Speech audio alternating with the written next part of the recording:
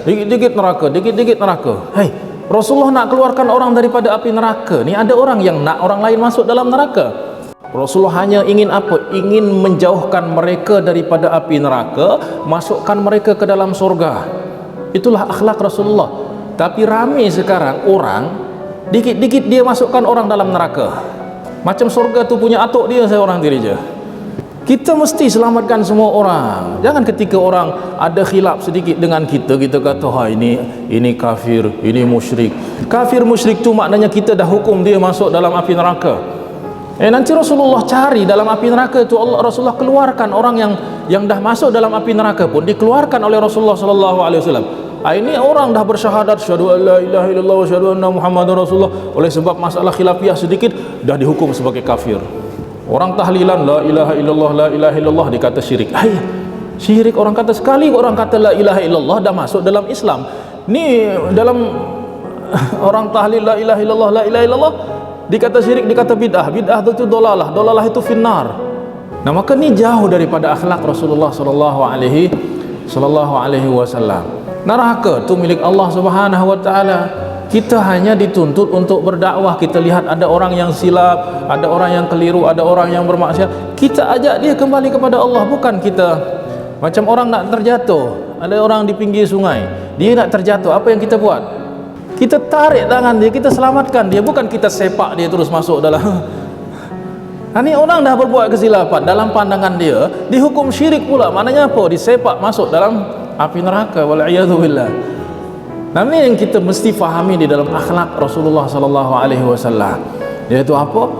Kalau boleh semua manusia ini kita masukkan ke dalam surga, itu Rasulullah sallallahu alaihi wasallam. Apa hukum membunuh orang-orang yang berbuat maksiat katanya? Kata mereka, ya kita mesti bersihkan bumi ini daripada kemaksiatan.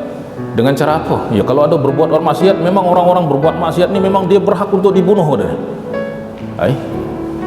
Kalau dia tengah berbuat maksiat kemudian kamu bunuh dalam keadaan dia berbuat maksiat, dia pergi ke mana nanti di akhirat? Dia pergi ke api neraka lah. Dia berhak untuk itu kata. Maknanya kamu nak mereka masuk dalam api neraka? Iyalah, mereka layak untuk dapat masuk api neraka kata. Kalau tu aku nak tanya, siapa yang nakkan manusia ni masuk dalam api neraka kata? Ya syaitan lah. Lah kalau macam tu kamu samalah seperti syaitan kata. Sebab apa? Sebab Rasulullah nak keluarkan, nak selamatkan orang daripada api neraka, bukan nak masukkan orang daripada masukkan orang ke dalam api neraka. Bahkan sifat daripada seorang mukmin yang sejati, yang murni adalah apa? Mereka nanti diberi syafaat oleh Allah untuk mengeluarkan orang-orang yang ada dalam api neraka. Bahkan ketika nanti dalam dah dibuka pintu surga, dalam hadis riwayat Imam Bukhari dan Imam Ibnu Majah dengan lafaz Imam Ibnu Majah, apabila Allah dah idza khallasallahu almu'minina yaumal qiyamah wa aminu, apabila Allah dah selamatkan orang-orang yang beriman dan mereka dah berada pada tempat yang aman. Aman tu maknanya dah melalui sirat tu, dah melalui sirat, titian jembatan yang ada di atas api neraka itu dah aman dah. Kemudian dah dijemput masuk dalam surga, di hadapan pintu surga. Tapi mereka tak nak masuk. Sebab apa? Mereka tengok kanan, tengok kiri. Mana kawan-kawan aku dulu? Macam dulu ada kawan aku solat berjamaah, tak nampak hari ini. Ada teman aku berhaji, tak nampak hari ini. Kemudian mereka dibagi tahu bahawa mereka tak lolos, terjatuh. Maka kata mereka, ya Allah, aku tak nak masuk surga kecuali bersama kawan-kawan aku tu. Bahkan kata Rasulullah, fama mujadalatu ahadikum li sahibihi fil haqqi yakunu lahu fid dunya ashadda mujadalatan minal mu'minina li rabbihim fi ikhwanihim alladhina udkhilun nar.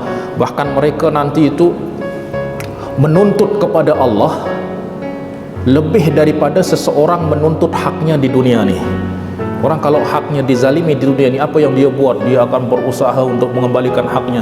Kalau dia tak dapat, dia bayar peguam, masuk mahkamah dan lain semua, dia bayar apa yang penting dia punya hak.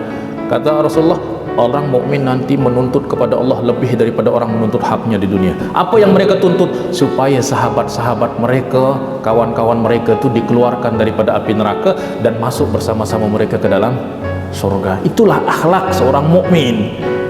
Orang yang dah masuk dalam api neraka pun dikeluarkan. Bukan orang dah di luar api neraka dimasukkan ke dalam api neraka. Itu bukan umat Nabi Muhammad, itu umat pengikut syaitan. Wal'iyadzubillah.